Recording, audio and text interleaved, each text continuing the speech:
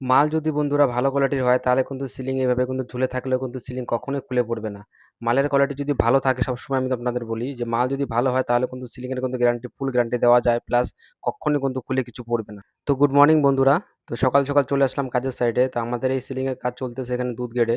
তো এখানকার স্ট্রাকচার আমাদের কমপ্লিট হয়ে গেছিল। আমি স্ট্রাকচারের ভিডিওটা আগে করি নাই।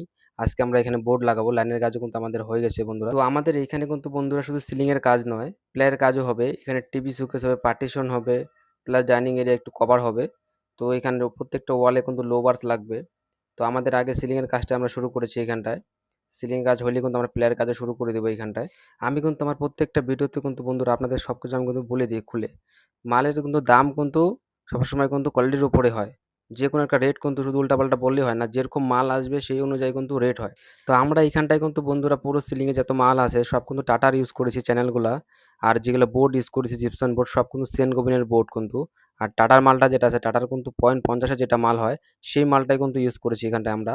বন্ধুরা আমার কিন্তু কাজ বেশিরভাগ বাড়িতে কিন্তু যেখানটায় কাজ করি আমাকে কিন্তু কাজ খুঁজতে হয় না। কাজ কিন্তু আমাকে অটোমেটিক্যালি যার বাড়িতে কাজ করি তাদেরই কিন্তু চেনা পরিচয়ের মধ্যে কিন্তু যখন আসে দেখে আমার কাজ কেমন হয়েছে, তারাই কিন্তু আমাকে কাজ কিন্তু খুঁজে কিন্তু তারাই আমার নম্বর নিয়ে কিন্তু আমাকে কল করে।